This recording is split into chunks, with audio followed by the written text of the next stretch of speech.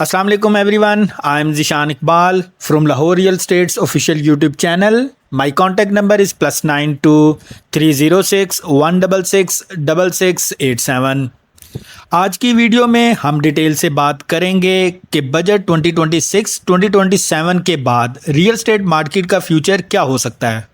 मैं कोशिश करूंगा कि इस वीडियो के अंदर आपको डिटेल के साथ अपडेट कर सकूं कि गवर्नमेंट की पिछले चंद सालों की डिसीजंस ने रियल एस्टेट मार्केट को किस तरह इफेक्ट किया और अब किस तरह से गवर्नमेंट दोबारा इस सेक्टर को रिवाइव करने की कोशिश कर रही है। व्यूअर्स, जब करंट गवर्नमेंट पावर में आई तो गवर्नमेंट की तरफ से ये नैरेटिव दिया गया था कि रियल एस्टेट एक नॉन प्रोडक्टिव सेक्टर है और लोगों ने अपना पैसा इंडस्ट्रीज और प्रोडक्टिव बिजनेसेस की बजाय प्रॉपर्टीज़ के अंदर पार्क करके रखा है। इसी सोच के तहत गवर्नमेंट ने रियल एस्टेट सेक्टर पर मुख्तलिफ टैक्सेस और रिस्ट्रिक्शन लगाना शुरू किए। इस सिलसिले में ट्रांसफ़र टैक्सेस में इजाफा किया गया, FBR रिवैल्यूएशन रेट्स इंक्रीज़ किए गए, 236C और 236K जैसे टैक्सेस को मेंटेन और एक्सपैंड किया गया। प्रॉपर्टी ट्रांजैक्शंस को हैविली डॉक्यूमेंटेड और मॉनिटर्ड किया गया।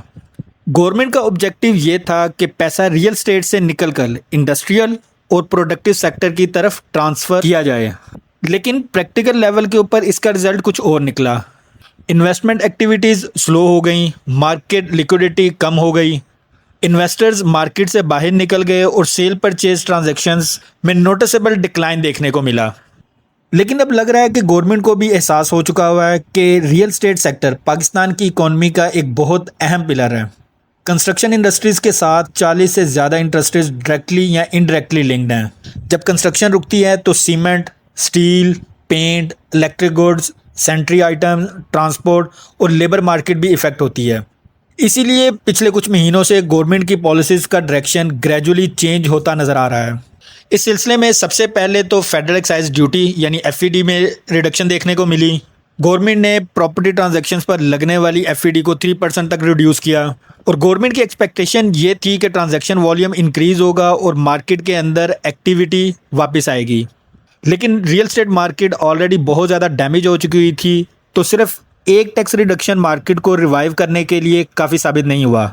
उसके बाद गवर्नमेंट ने मार्च 2026 में कुछ इंपॉर्टेंट लीगल डेवलपमेंट्स लेना शुरू की। मार्च 2026 के स्टार्ट से ही नज़र आना शुरू हो गया था कि गवर्नमेंट अब एक सडन डायरेक्शन की तरफ कुछ एक्शंस ले रही है। गवर्नमेंट के डिसीजंस के साथ साथ कोर्ट्स और FBR ने भी कुछ बहुत पॉजिटिव डिसीजंस लिए। इस सिलसिले में कोर्ट ने टैक्सेशन और प्रॉपर्टी ट्रांजैक्शन के हवाले से कुछ अहम ऑब्जर्वेशन दी जिन्होंने मार्केट सेंटीमेंट को पॉजिटिव किया, जिसकी वजह से इन्वेस्टर ने महसूस किया कि ग्रेजुअली पॉलिसी एनवायरनमेंट सॉफ्ट हो रही है।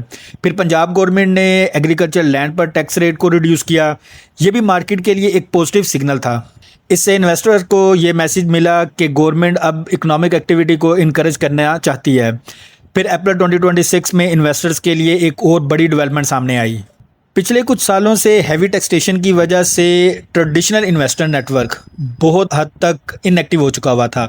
एक ज़माना था जब इन्वेस्टर्स बयाना सिस्टम के थ्रू प्रॉपर्टीज़ होल्ड करते और मार्केट को लिक्विडिटी प्रोवाइड करते थे, लेकिन हाई टैक्सेस और स्ट्रिक्ट मॉनिटरिंग की वजह से मार्केट की स्पीड को सिग्निफिकेंटली स्लो कर दिया था। लेकिन अभी रिसेंटली गवर्नमेंट ने इन्वेस्टर्स के होल्डिंग मैकेनिज्म को फैसिलिटेट करने के लिए एक नई पॉलिसी इंट्रोड्यूस करवाई है, जिसके बारे में आप बहुत सारे प्रॉपर्टी चैनल्स और न्यूज़ चैनल्स के ऊपर न्यूज़ ऑलरेडी सुन चुके होंगे। जिसके मुताबिक अगर आप कोई प्रॉपर्टी परचेज या सेल करना चाह रहे हैं तो आप किसी भी प्रॉपर्टी को 1% टैक्स दे के 1 साल के लिए होल्ड कर सकते हैं, और अगर आप 2 साल की किसी प्रॉपर्टी को होल्ड करना चाह रहे हैं तो सिर्फ FBR को 2% टैक्स दें और आप 2 साल के लिए उस प्रॉपर्टी को अपने लिए होल्ड कर सकते हैं। गवर्नमेंट का ये इनिशिएटिव बयाना सिस्टम के रिप्लेसमेंट के तौर पे सामने लाया गया है, बल्कि बहुत सारे इन्वेस्टर इसको बयाना सिस्टम से भी बेहतर सिस्टम कह रहे हैं, क्योंकि इस मैकेनिज्म के तहत आप किसी भी प्रॉपर्टी को सेलर से परचेज कर सकते हैं। सिर्फ 1% या 2% टैक्स दे के सेलर अपने सारे के सारे राइट्स सरेंडर कर देता है इन्वेस्टर के हाथ में, और इन्वेस्टर को जैसे ही कोई सूटेबल बायर मिलता है तो ये वाली प्रॉपर्टी उस बायर को सेल कर सकता है। गवर्नमेंट के जो टैक्सेस हैं वो बायर पे करेगा और सेलर पे करेगा। दरमियान में जो इन्वेस्टर है वो सिर्फ अपना 1% या 2% दे के प्रॉपर्टी की सेल और परचेज कर सकता है। इन्वेस्टर्स ने इसे बहुत पॉजिटिव डेवलपमेंट के तौर पे देखा। इस अनाउंसमेंट के बाद इन्वेस्टर्स ने दोबारा मार्केट को क्लोजली मॉनिटर करना शुरू किया और कई इन्वेस्टर्स ने री एंट्री लेना शुरू कर दी। इसके साथ साथ ही अप्रैल के लास्ट में एफबीआर ने पंजाब के चंद बड़े शहरों में प्रॉपर्टी वैल्यूएशन को रिवाइज किया। इन्वेस्टर्स और प्रॉपर्टी सेक्टर से रिलेटेड पर्संस का बहुत देर से ये वाला मुतालबा था कि पंजाब के अंदर बहुत सारे शहरों के अंदर काफ़ी ज़्यादा वैल्यूएशन की गई है एफबीआर की तरफ से। अब वैल्यूएशन एडजस्टमेंट से ट्रांजैक्शन कॉस्ट कंपैरेटिवली मैनेजेबल है और मार्केट के कॉन्फिडेंस में बहुत ज़्यादा बेहतरी आई है। यानी गवर्नमेंट, कोर्ट्स और एफबीआर के डिसीजंस कलेक्टिवली ये इंडिकेट कर रहे थे कि policy direction gradually real estate friendly होती जा रही है। अभी रिसेंटली गवर्नमेंट की तरफ से ग्रीन सर्टिफिकेट का डिसीजन भी आया और गवर्नमेंट ऑफ पंजाब की तरफ से इस ग्रीन सर्टिफिकेट को पूरे के पूरे पंजाब के ऊपर 1 जुलाई से इम्प्लीमेंट किया जा रहा है। ये ग्रीन सर्टिफिकेट गवर्नमेंट का एक ब्रिलियंट कॉन्सेप्ट है। अगर इस कॉन्सेप्ट को इफेक्टिवली इम्प्लीमेंट किया जाता है तो property ownership, transfer record, registry, demarcation value और वेरिफिकेशन को एक इंटीग्रेटेड फ्रेमवर्क में लाया जा सकता है जिसका नाम होगा green certificate. If you will have a green certificate तो इसका मतलब ये होगा कि आपकी प्रॉपर्टी ग्रीन है, यानी इसके ऊपर किसी तरह की कोई लिटिगेशन या किसी भी तरह का कोई इशू नहीं है। आप कॉन्फिडेंस के साथ अपनी प्रॉपर्टी को किसी भी थर्ड पार्टी को सेल कर सकेंगे।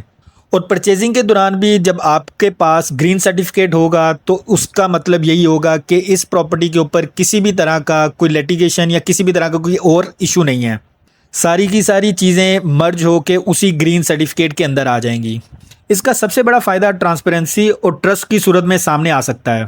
इसकी वजह से फ्रॉड केसेस कम हो सकते हैं, ओनरशिप डिस्प्यूट रिड्यूस होंगे और इसकी वजह से ओवरसीज इन्वेस्टर्स का कॉन्फिडेंस बढ़ेगा। इन सब चीज़ों के बाद अभी रिसेंटली हाउसिंग सेक्टर को सपोर्ट करने के लिए गवर्नमेंट ने हाउसिंग फिनांस और लो कॉस्ट हाउसिंग इनिशिएटिव पर फोकस बढ़ाया। हाउसिंग फिनांस का बेसिक ऑब्जेक्टिव ये है कि ज़्यादा से ज़्यादा लोग अपना ज़ाती घर खरीद सकें। और ये तो अब फंडामेंटल प्रिंसिपल है कि जब आपके पास फाइनेंसिंग अवेलेबल होती है तो डिमांड नेचुरली इंक्रीज़ होती है और डेफिनेटली डिमांड इंक्रीज़ होने की वजह से पोजेशन प्लॉट्स और कंस्ट्रक्टेड प्रॉपर्टीज़ की वैल्यू पर भी पॉजिटिव इम्पैक्ट आता है। इसी वजह से पिछले 2 से 3 माह के अंदर पोजेशन प्लॉट्स की डिमांड में नोटिसेबल इंक्रीज देखने को मिला है। बल्कि न्यूज़ के मुताबिक मई के अंदर पूरे पंजाब के अंदर रिकॉर्ड सेल परचेज हुई है प्रॉपर्टीज़ की और स्पेशली उन प्रॉपर्टीज़ की जो पोजेशन वाली प्रॉपर्टीज़ थी। इन प्रॉपर्टीज़ को परचेज करने वाले ज़्यादातर लोग वही थे जिनको गवर्नमेंट की तरफ से फाइनेंसिंग ऑफर की गई थी। ये स्कीम अभी भी अवेलेबल है और गवर्नमेंट ने इसके अंदर तकरीबन 3.25 खरब रुपए के फंड्स रखे हैं। अपना अगर स्कीम के तहत गवर्नमेंट की तरफ से 1 करोड़ रुपए तक का लोन दिया जा रहा है जिनके ऊपर मार्कअप की वैल्यू बहुत कम है, जिसकी वजह से बहुत सारे लोग पोजेशन प्रॉपर्टीज़ को परचेज कर रहे हैं और उसकी बेस के ऊपर ही लोन अप्लाई कर रहे हैं। इन सारी की सारी चीज़ों की वजह से पिछले 2 से 3 माह के अंदर रियल स्टेट सेक्टर के अंदर बहुत ज़्यादा ट्रांजेक्शन हुई हैं। ये सारी की सारी चीज़ें वो हैं जो अब तक हो चुकी हैं, लेकिन अब सवाल ये है कि बजट 2026-27 में और क्या हो सकता है। बहुत सारी न्यूज़ के मुताबिक ये एक्सपेक्ट किया जा रहा है कि गवर्नमेंट नेक्स्ट बजट के अंदर 236C और 236K में फर्दर रिडक्शन करेगी। बहुत हद तक उम्मीद है कि सेलर और बायर दोनों के टैक्स के अंदर बहुत ज़्यादा रिडक्शन देखने को मिलेगी। इस वक्त करंटली बायर जो टैक्स पे कर रहा है वो 1.5% और सेलर का टैक्स 4% के करीब है, लेकिन बजट के अंदर उम्मीद है कि ये टैक्स रिड्यूस होके बायर का टैक्स 1.5 से कम होके 1 से कम एक्सपेक्टेड है कि 0.5 या 0.25% तक आ जाएगा, जबकि सेलर का टैक्स जो कि करंटली 4% है वो रिड्यूस होके 1.5% या इससे भी नीचे आ जाएगा। अगर तो ये ट्रांजैक्शन टैक्सेस रिड्यूस होते हैं तो मार्केट एक्टिविटी और लिक्विडिटी दोनों इंप्रूव हो सकती हैं। इसके अलावा एक important discussion real estate regulatory authority के हवाले से भी चल रही है, जिसके तहत गवर्नमेंट रियल स्टेट सेक्टर को रेगुलराइज करना चाह रही है। इसकी सबसे बड़ी वजह यह है कि बहुत सारे डेवलपर मार्केट के अंदर फाइल्स की सेल परचेज शुरू कर देते हैं, लेकिन उनके पास उस फाइल्स के अगेंस्ट लैंड अवेलेबल नहीं होती और लैंड की नॉन अवेलेबिलिटी की वजह से डेवलपर्स अक्सर प्रोजेक्ट को सक्सेसफुली डिलीवर नहीं कर पाते और एट दी एंड जो एंड यूज़र होता है उसको किसी भी तरह की प्रॉपर्टी नहीं मिलती और उसकी जो प्रॉपर्टी के अंदर इन्वेस्टमेंट होती है वो भी ज़ाया हो जाती है। इस चीज़ को रेगुलराइज करने के लिए गवर्नमेंट सीरियस इनिशिएटिव ले रही है और अगर ये इनिशिएटिव हो जाते हैं तो उससे भी रियल एस्टेट मार्केट बहुत बेहतर होगी। इसके अलावा एक और अहम फैक्टर ओवरसीज़ पाकिस्तानियों का भी है। अपनी पिछली कुछ 1-2 वीडियोज़ के अंदर मैंने डिस्कस किया था after the war of Iran and USA middle east के अंदर जहाँ पे हमारे बहुत सारे ओवरसीज पाकिस्तानी मौजूद हैं, वहाँ पे इस वक्त करंटली इकोनॉमिक सिचुएशन काफ़ी क्रिटिकल है और बहुत सारे ओवरसीज पाकिस्तानी इस वक्त सोच रहे हैं कि अपनी इन्वेस्टमेंट्स को मिडल ईस्ट से निकाल के किसी और जगह पे पार्क करें। इस इन्वेस्टमेंट को गवर्नमेंट ऑफ पाकिस्तान कोशिश कर रही है कि किसी ना किसी तरीके से रियल एस्टेट इंडस्ट्री के अंदर लेके आया जा सके। ओवरसीज पाकिस्तानी ट्रेडिशनली पाकिस्तान के रियल एस्टेट सेक्टर के सबसे बड़े स्टेक होल्डर्स हैं। अगर गवर्नमेंट उनके लिए स्पेशल इंसेंटिव्स, सिंप्लीफाइड प्रोसीजर और स्ट्रॉन्ग लीगल प्रोटेक्शन प्रोवाइड करती है तो सिग्निफिकेंट फॉरेन कैपिटल पाकिस्तान आ सकता है। इसी तरह real estate investment trust type structure भी मार्केट को इंस्टीट्यूशनल इन्वेस्टमेंट की तरफ लेके जा सकते हैं। इस रियल एस्टेट इन्वेस्टमेंट ट्रस्ट के तहत गवर्नमेंट प्लान कर रही है कि स्टॉक मार्केट के अंदर इस तरह के ट्रस्ट ओपन किए जा सकें ताकि वो वाले इन्वेस्टर्स जो बहुत ज़्यादा अमाउंट प्रॉपर्टी के अंदर इन्वेस्ट नहीं कर सकते, वो भी कुछ ना कुछ प्रॉपर्टी के शेयर्स परचेज कर सकें अकॉर्डिंग टू देयर कैपेसिटी। इससे ये होगा कि सारी की सारी चीज़ें एक सेंट्रल स्टॉक मार्केट के अंदर होंगी। आपके जितनी वर्थ होगी आप उसी हिसाब से डिफरेंट प्रोजेक्ट्स के अंदर उनके शेयर्स को परचेज कर सकेंगे और स्टॉक मार्केट के उतार और चढ़ाव की बुनियाद के ऊपर आप उन शेयर्स को सेल और परचेज कर सकेंगे। इससे लोग डायरेक्ट प्रॉपर्टी खरीदने के बजाय professionally manage real estate projects में इन्वेस्टमेंट कर सकेंगे। अगर तो ये सारे के सारे इनिशिएटिव गवर्नमेंट इस बजट के अंदर इंट्रोड्यूस करवाती है, सारे के सारे अगर ना भी करवा सके लेकिन टैक्सेस के अंदर मेजर रिडक्शन आ जाती है तो मार्केट के अंदर एक्सपेक्टेशन है कि बहुत ज़्यादा तेज़ी देखने को मिलेगी। इस वक्त पाकिस्तान की रियल एस्टेट मार्केट के अंदर बहुत ज़्यादा पोटेंशियल है।